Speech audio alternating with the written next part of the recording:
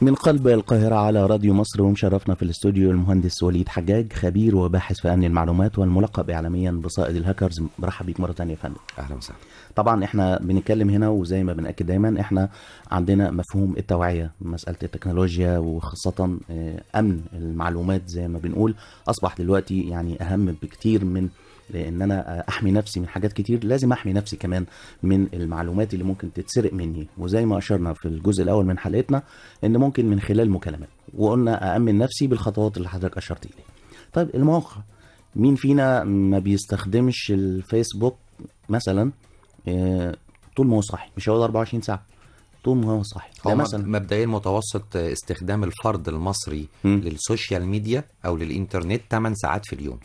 ده حسب الإحصائية بتاعت 2019. ده دراسات 8 ساعات في اليوم. 2020 وصلنا ل 8 ساعات و6 من 10 في اليوم. ده متوسط، انا ما بقولش ده طبعا يعني في ناس 10 و15 وفي ناس ساعتين 3. في ناس بس المتوسط مش هتشوفه، عمرك ما هتشوفه غير والموبايل في ايده. لا، هو في نقطة بقى، ال8 ساعات و6 من 10 دول انترنت. منهم قد ايه سوشيال ميديا؟ حوالي 6 ساعات. منهم قد ايه فيسبوك؟ حوالي 3 ساعات. ده متوسط المواطن المصري. طيب الخطورة اللي ممكن يمثلها كل موقع من المواقع دي، لان احنا هنتكلم عن معظمهم، الفيسبوك يعني تويتر تليجرام واليوتيوب، خاصة في مواقف بتحصل هنتكلم عنها بالتفصيل بتخض اي انسان. ازاي اقدر ان انا اتجنب برضو الخطورة اللي ممكن بيجيلي من اعلانات لينكات بتطلع لي من خلال فيسبوك مثلا؟ خلينا نتفق ان كل مواقع التواصل الاجتماعي عمرها ما هتبقى بفلوس، لازم هتبقى ببلاش. ليه لازم هتبقى ببلاش؟ لانها لازم هيبقى محتاج فيها بيانات ومعلومات، عشان هو الغرض الاساسي منها هو جمع المعلومات وتحليلها ورصدها، وانه بالبلدي يذاكر الشخص ويعرف ده مين وبيحب ايه وبيكره ايه وبيعمل ايه. فعمرها ما تبقى بفلوس. القاعدة العامة اللي بتجمع كل مواقع التواصل الاجتماعي هي جمع المعلومات بأكبر قدر ممكن، سواء بطرق واضحة وظاهرة ومعروفة أو بطرق غير واضحة وغير ظاهرة. ولما بتتعرف بتعمل مشكلة والناس كلها تطلع تتكلم، وازاي البرنامج الفلاني يعمل كده.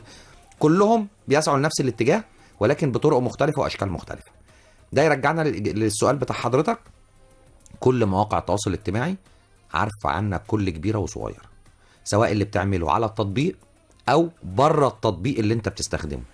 يعني ما تقنعنيش ان انت خلاص امان عشان ما بتستخدمش الفيسبوك وبتشتغل على برنامج تاني عندك على التليفون. لا، الفيسبوك تحديدا كفيسبوك بيسجل كل اللي حضرتك بتعمله على التليفون.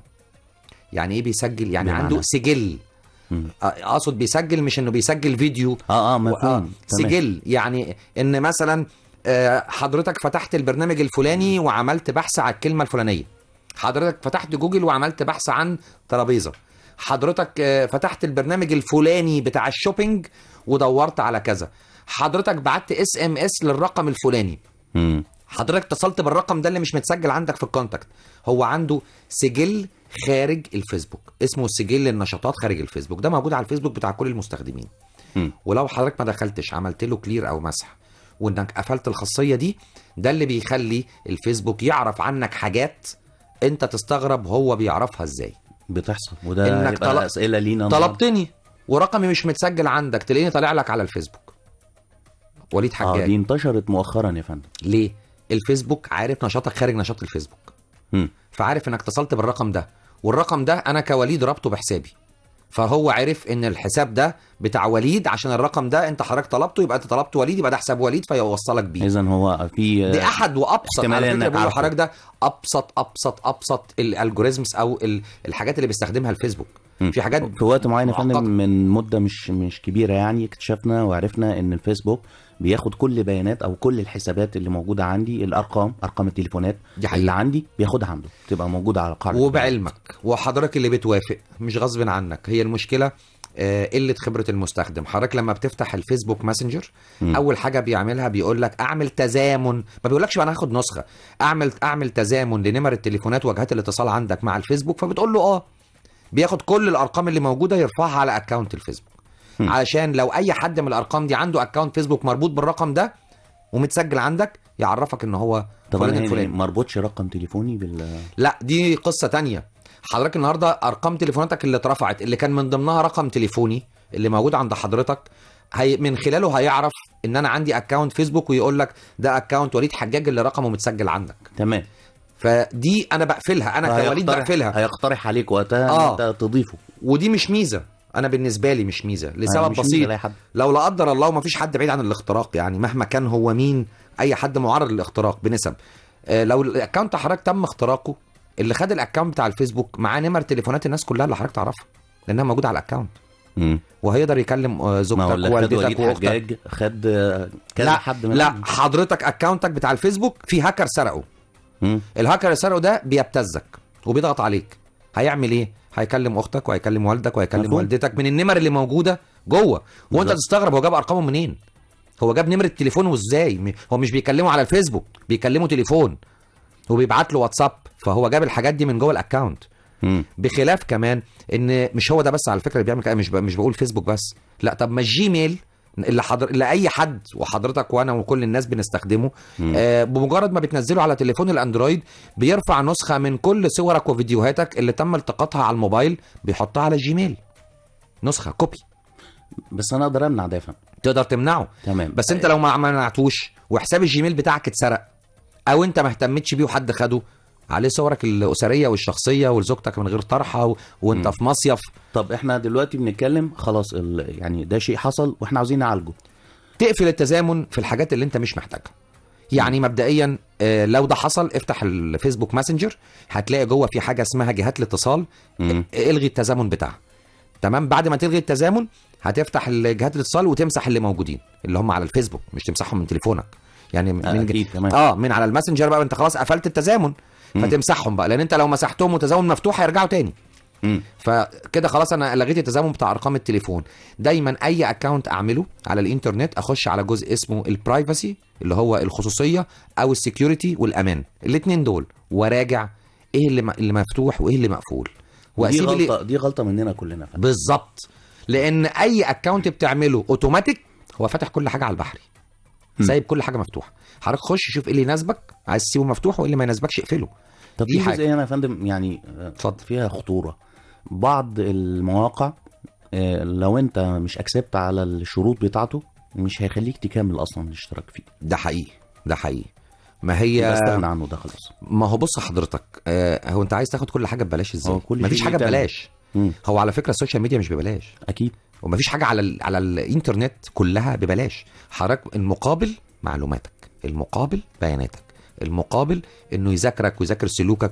بص حضرتك، هو مش في حاجه اسمها ذكاء اصطناعي ارتفيشال انتليجنس واجهزه روبوتس وحاجات زي كده؟ هو عايز يغذي الحاجات دي بمعلومات، هو عايز سلوك بشر يذاكروا ويدرسوا، عايز كمان يعرف المناطق الساخنه في الدول، مين اللي مبسوطين ومين اللي زعلانين، واللي زعلانين انكد واللي زعلانين افرحهم ازاي، واللي مبسوطين انكد عليهم ازاي. عايز اعمل ثوره في بلد. الدراسات بتتعمل مش اعتباطا. بص يعني عنده بيانات معروفه وكامله. الفيسبوك تحديدا بلسان احد الانظمه يعني قال لك اعظم جهاز استخباراتي اتوجد في عالم الاستخبارات، لان حضرتك بتتطوع انك تحط بياناتك بالكامل. النهارده لو انا قاعد في اي دوله وانا في مصر، خلينا في مصر، عايز اعرف حال السعوديه، حال امريكا، حال اوروبا، مش عارفه من الفيسبوك ايه اللي بيحصل؟ الثورات، الخبر ما بيكملش. طيب هو مش ممكن حضرتك زي ما بيحصل عندنا ساعات في مصر بيتم مثلا حبه شائعات كده تنتشر تعمل بلبله ودوشه؟ طب الشائعات دي مين اللي طلعها؟ جايه من بره مصر من جوه مصر؟ مش وارد ان يكون حد من بره هو اللي عاملها؟ فبالتالي في لجان طبعا بتقوم. بالظبط. اللي انا عايز اقوله لحضرتك ان بقت سلاح بتستخدم في الحروب ما بين الدول، في دراسه سلوك الشعوب، بتستخدم في دراسه سلوك الافراد. هي فيها يعني استفادات كتيره جدا، وده بترول القرن. اذا يعني المواطن لما يستخدم المواقع اللي زي دي او مواقع التواصل الاجتماعي يكون على وعي تام ان المجانيه هنا ليها مقابل، ليها هدف. والسوشيال ميديا مش بريئه قوي كده طبعا. يعني الوجه البريء اللي هم شايفينه ده مش هو ده الواقع. فيسبوك مش سوشيال ميديا بس، اسمه جوجل مش سيرش انجن بس. الحاجات اللي احنا بنشوفها دي مش الوجوه اللي احنا شايفينها بس، ده الوجه الحسن، الوجه الجميل. في وجوه اخرى للموضوع وسيطره عالميه وقصص تانية على قدر الامكان، لان احنا قلنا ان مش كلها. نخف بقى معلوماتنا، نخف بياناتنا الشخصيه، نخف حياتنا الاسريه اللي بتعمل طلاق. والله العظيم انا عايز اقول لحضرتك في طلاقات فعليه غير الطلاقات اللي بتحصل في الحياه العاديه بسبب السوشيال ميديا. اصله ما عمليش لايك، اصله هو ده فلانه كتبت له، ده فلان كتب. لا يعني حاجات والله انا اتكسف ان انا اقعد احكي المواضيع دي لانها مم. تكاد تكون تافهه، يعني طلقات. ما نخليش السوشيال ميديا، او تحديدا هنا احنا بنميل اكتر للفيسبوك باعتباره يعني الاوسع انتشارا في في مصر. الموضوع في مصر طبعا. مم. بلاش يكون هو كل يومنا كل يوم لازم يكون ليا حاجه على الفيسبوك، نخليه لحاجات محدده، مش ليه هدف حياتي وليه استخدام الشخصيه. بالظبط. حياتي الشخصيه ما تكونش على الملأ. هقول لحضرتك على موقف في عجاله كده. في اشخاص انا ببقى عارفها شخصيا، وعارف انها مثلا متخانقه مع واحد متخانق مع زوجته او كده، والاقيهم بيكتبوا على الانترنت على الفيسبوك كلام شعر في بعض، وانا عارف ان هم متخانقين.